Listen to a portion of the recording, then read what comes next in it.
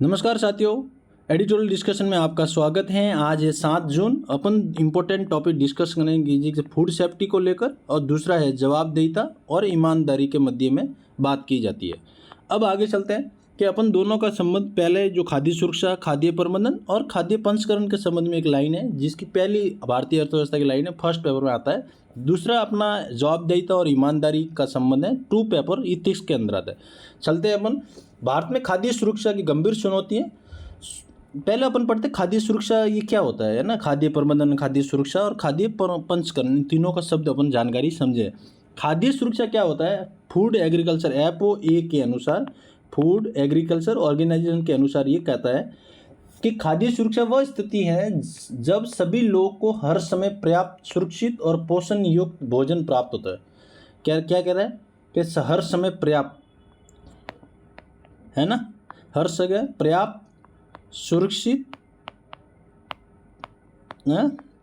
और पोषण युक्त, यही याद रखना। तो हर समय फूड एग्रीकल्चर ऑर्गेनाइजेशन के अंदर सभी लोगों को हर समय पर्याप्त, सुरक्षित और पोषण युक्त भोजन प्राप्त हो, ताकि एक सक्रिय और स्वस्थ जीवन जी सके। तो ये परिभाषा है किसके अनुसार है? Food agriculture organisation. अब ये समझ में आया खाद्य सुरक्षा का घटक क्या होता है। भाई कोई भी घटक तो होगा, क्या होगा? अवेलेबिलिटी, मतलब उपलब्धता। क्या होगा? अवेलेबिलिटी यानी उपलब्धि, याद रखना ये बात। फिर एक्सेसिबल यानी पहुँच। क्या होता है? पहुँच। पहले भाई जब खाद्य अपने उपलब्ध होगा तभी तो अपन आगे पहुँचाएंगे। आगे पहुँचाने के बाद क्या होता है? यूटिलाइज, मतलब उपयोग करना, है ना। तो 3 घटक होते हैं किसके अंदर? खाद्य सुरक्षा के अंदर, उपलब्धता, पहुँच और उपभोग या उपयोग, यानी यूटिलाइज करना। अब आपके दूसरा शब्द आया है खाद्य प्रबंधन। क्या होता है ना। खाद्य प्रबंधन क्या होता है? ये तो खाद्य सुरक्षा हो गई। खाद्य प्रबंधन को समझते हैं और खाद्य प्रसंस्करण को समझते हैं। खाद्य प्रबंधन का देखो, ये कोई खाद्यान्न उत्पादन, यहाँ पहले उत्पादन हुआ, ये कोई खेत है, ठीक है। अब ये खेत है, यहाँ पे कोई उत्पादन हुआ टमाटर का, हुआ, फिर उसको संग्रहण किया। क्या क्या? यहीं पास में संग्रहण किया। उत्पादन के बाद पहला उत्पादन हो गया, फिर हो गया संग्रहण, है ना। संग्रहण के बाद फिर इसको आगे जाके कहीं पास में एक कोठी बनाई, जिसको अपन भंडारण कहते हैं, ठीक है। अब भंडारण के बाद परिवहन। क्या होता है? परिवहन। दूसरा वितरण, है ना। और उपभोग तक की संपूर्ण प्रणाली सुनिश्चित हो जाए। खाद्य प्रबंधन की वह प्रक्रिया जिसके अंदर खाद्यान्नों का उत्पादन, संग्रहण, भंडारण, परिवहन, वितरण और उपभोग तक की संपूर्ण प्रणाली को समुचित और कुशल संचालन किया जाता है। तो आपको ये शब्द याद रखना, पहला उत्पादन होगा, फिर संग्रहण होगा, फिर भंडारण होगा, फिर वितरण, फिर क्या होगा बताओ? परिवहन, ट्रांसपोर्ट, भंडारण से शहरों तक लेके जाएंगे ना, फिर वहाँ जाके PDS जो अपनी सुविधा दे रहे हैं, PDS पब्लिक सर्विस के माध्यम से खाद्य को वितरण किया जाता है, उसी के अंदर ये वितरण किया जाए। अब इसका महत्व उद्देश्य आपको पता ही है, खाद्य सुरक्षा को सुनिश्चित करना है, न्यूनतम समर्थन मूल्य देना है, उपभोक्ताओं को रियायती दरों पर खाद्यान्न उपलब्ध करवाना है, आपातकाल में राहत की व्यवस्था करना। तीसरा शब्द है खाद्य प्रसंस्करण। क्या होता है? क्या होता है? खाद्य प्रसंस्करण, मतलब खाद्य प्रसंस्करण क्या होता है ये देखो, इसकी डेफिनेशन समझ है कि खाद्य प्रसंस्करण वह प्रक्रिया जिसमें खाद्य पदार्थों जैसे फल, सब्जी, है ना, खाद्य पदार्थ जैसे मान लो फल, है ना, सब्जी,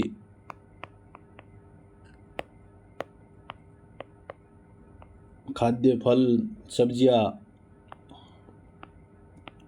अनाज, दूध,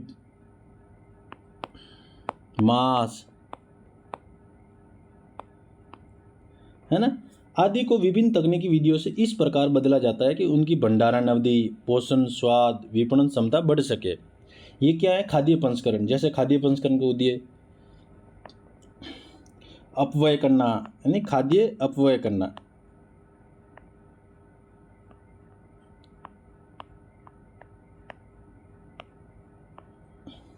और ग्रामीण रोजगार सृजन,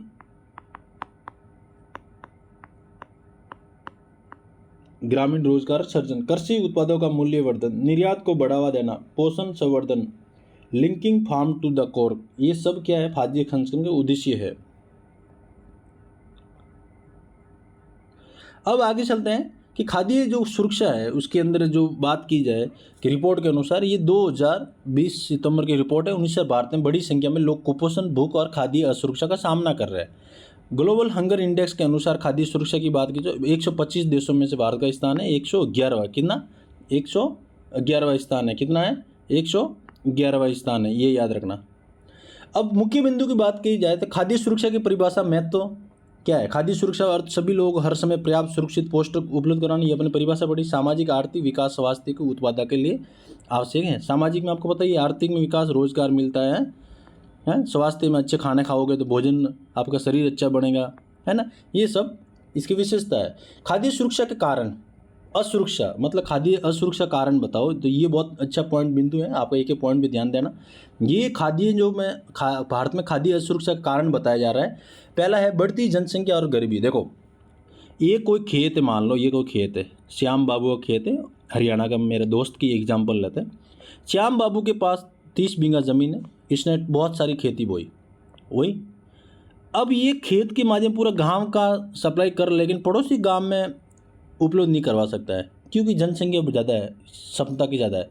तो ये अगर मान लो कोई आदमी को अनाज ही नहीं मिलेगा, कमाने के लिए कोई रोज़गार भी नहीं होगा, तो क्या बड़ी समस्या गरीबी है। अगर मान लो गरीब भी है और जनसंख्या भी ज़्यादा है, और भारत में गरीब और जनसंख्या दोनों की संख्या ज़्यादा है, तो कैसे खाद्य सुरक्षा उपलब्ध करवाएंगे? बात हुई ना समस्या। अब दूसरी बात है कृषि उत्पादन में असमानता और वितरण। आपको ये पता है, कृषि उत्पादन, मैंने अभी श्याम बाबू का एग्जाम्पल दिया, जब उत्पादन ही कम हो रहा है, जनसंख्या ज़्यादा है, गरीबी ज़्यादा, तो वितरण करने में असमान होगा, हैं। फिर कालाबाजारी बढ़ती है, माफिया लोग आ जाते हैं बीच में। प्राकृतिक आपदा है भाई, प्राकृतिक नेचुरल, कहीं बाढ़ ज़्यादा आती है, कहीं फसल कम होती है, सूखा बढ़ता है, सब ये होता है। भंडारण वितरण प्रणाली खामियां, बेरोजगारी और क्रय शक्ति की कमी। बेरोजगारी और क्रय शक्ति की कमी, पहला पॉइंट याद रखना, बढ़ती जनसंख्या, गरीबी, कृषि उत्पादक असमानता में वितरण, है वही ना बात। पहला पॉइंट बढ़ती जनसंख्या, गरीबी, कृषि उत्पादन असमानता, वितरण की समस्या, प्राकृतिक आपदा, सूखे, भंडारण वितरण प्रणाली और बेरोजगारी क्रय शक्ति में कमी, ये आपको याद रखना। अब आगे चलते, कुपोषण की स्थिति की बात की जाए, क्या कुपोषण की, बच्चों, महिलाओं और वृद्ध कुपोषण की दर से अधिक है। कुपोषण के कारण शारीरिक मानसिक विकास प्रभावित होता है। क्या होता है भाई, खाना पीना अच्छा मिलता है तो कुपोषण जैसी समस्या नहीं होती है, नहीं तो कुपोषण होती है। बच्चों, महिला, वृद्ध कुपोषण की दर अधिक होती है। कुपोषण के कारण शारीरिक मानसिक विकास प्रभावित होता है, बिल्कुल सही है। रिपोर्ट के अनुसार भारत में बड़ी संख्या में बच्चे कुपोषित है। रिपोर्ट के अनुसार भारत में बड़ी संख्या में बच्चे कुपोषित है। सरकारी प्रयास, पीडीएस, सार्वजनिक वितरण प्रणाली, मिड डे मील योजना, अंत्योदय अन्न योजना और नेशनल फूड सिक्योरिटी अधिनियम के साथ पोषण अभियान, ये देखो सरकारी प्रयास है। क्या है सरकारी प्रयास? पीडीएस, सार्वजनिक वितरण प्रणाली, पीडीएस, मिड डे मील योजना, है ना, अंत्योदय अन्न योजना और राष्ट्रीय खाद्य सुरक्षा अधिनियम 2013 के अंदर, और पोषण अभियान, याद रखना ये सरकारी प्रयास। सार्वजनिक वितरण प्रणाली, मिड डे मील योजना, अंत्योदय अन्न योजना, राष्ट्रीय खाद्य सुरक्षा अधिनियम, पोषण अभियान, ये सरकारी प्रयास है, आपको ये याद रखना। आगे चलते हैं, वैश्विक परिदृश्य की बात की जाए, भारत की तुलना कई देशों में खाद्य सुरक्षा बेहतर है। मतलब ये कह रहा है कि और देशों की तुलना करें तो भारत की तुलना करें कई देशों में खाद्य सुरक्षा बेहतर बताया जा रहा है। एसडीजी गोल आपको पता ही है ना, पॉवर्टी, भूखमरी 1, 2, है ना, ये क्या एसडीजी लक्ष्यों को पूरा करने में, अगर खाद्य सुरक्षा अच्छी हो, खाद्य प्रबंधन अच्छी हो, खाद्य प्रसंस्करण अच्छा हो, तो एसडीजी गोल जो लक्ष्य है 1 और 2, उनको 2030 तक पूरा करने में आसानी है। अब आगे चलते हैं कि भाई समाधान और सुझाव की बात की जाए, कृषि क्षेत्र में नवाचार, तकनीकी सुधार की जाए, तो भाई ये कह रहा है कि अगर मान लो टेक्नोलॉजी अगर अच्छे से यूज़ करें तो खाद्य सुरक्षा और खाद्य प्रबंधन और खाद्य प्रसंस्करण के क्षेत्रों में अच्छे से काम कर सकते हैं। भंडारण वितरण की व्यवस्था को सुदृढ़ बनाने में काम होगा। योजनाओं की पारदर्शिता, जवाबदेही को बढ़ाना, गरीबों और वंचित वर्गों की पहचान, उन तक योजनाओं को पहुँच बनाना, पोषण शिक्षण जागरूकता को बढ़ाना। तो मतलब मोटा मोटा आ दिया है कि समाधान क्या है कि कृषि क्षेत्र में नवाचार, तकनीकी सुधार करना, भंडारण वितरण व्यवस्था को अच्छा से बढ़ाना, योजनाओं की पारदर्शिता, जवाबदेही को बढ़ाना, गरीबी और वंचित वर्गों की पहचान, उन तक योजनाओं को पहुँच सुनिश्चित करना, पोषण शिक्षा और जागरूकता को बढ़ाना। अब आगे चलते, चुनौतियों की बात की जाए तो योजनाओं को सही क्रियान्वयन न होना, भ्रष्टाचार लिंकेज, लाभार्थी की सही पहचान कठिनाई, भंडारण वितरण में नुकसान और जागरूकता में कमी। अब ये आगे चलते हैं, चुनौतियों की बात की जाए तो योजनाओं का सही क्रियान्वयन न होना, भ्रष्टाचार और लिंकेज, लाभार्थियों की सही पहचान में कठिनाई, भंडारण वितरण में नुकसान, जागरूकता की कमी की बात की जा रही है। निष्कर्ष की बात की जा रही है। निष्कर्ष ये कहते हैं खाद्य सुरक्षा सुनिश्चित करना भारत के लिए एक बड़ी समस्या चुनौती है, लेकिन ये सतत विकास, सामाजिक न्याय, मानव संसाधन विकास के अनिवार्य भी है। सरकार, समाज और नागरिकों समन्वित प्रयासों के लिए लक्ष्य प्राप्त किया जा सकता है। अब आगे चलते हैं कि जवाबदेहिता और ईमानदारी में फ़र्क क्या है। 31 का टॉपिक आया कि जवाबदेहिता और ईमानदारी की बात की जाए तो उसमें क्या फ़र्क है ना। देखो, जवाबदेहिता और ईमानदारी में इतना सा फ़र्क है, एग्जाम्पल से समझते हैं। पहले अपन परिभाषा समझते फिर एग्जाम्पल लेते हैं। जवाबदेहिता किसी भी व्यक्ति या संस्था द्वारा अपने कार्य, निर्णय पर कर्तव्यों के लिए उत्तरदायी होना। यदि कोई गलती या चूक हो उसके लिए स्पष्टीकरण देना ही परिणाम का भुगतना है। मतलब अकाउंटेबल, जवाबदेहिता मतलब किसी व्यक्ति, मैं किसी के प्रति मान लो कोई मेरी भूमिका है, मैं किसी के प्रति, तो मेरी जवाबदेहिता होती है कि उसके द्वारा बताया गया कार्य, निर्णय और कर्तव्य क्या मैं जवाबदेहिता हूँ, और ईमानदारी में ऑनेस्टली काम करूँ, यानी ईमानदारी से फेयर और ट्रस्टी बनाऊँ। तो ये बातें हैं जवाबदेहिता का। ये बाहरी नियंत्रण या उत्तरदायित्व की भावना है जिसमें व्यक्ति को अपने कार्यों को हिसाब दूसरों को देना पड़ता है। ये कह रहा है कि जवाबदेहिता किसी व्यक्ति, संस्था अपने कार्य, निर्णय और कर्तव्यों के लिए उत्तरदायी होना। यदि कोई गलती चूक हो गई, स्पष्टीकरण देना, परिणाम भुगतना। बाहरी नियंत्रण क्या होता है? बाहरी नियंत्रण उत्तरदायित्व की भावना जिसमें व्यक्ति को अपने कार्यों का हिसाब दूसरों को देना पड़ता है।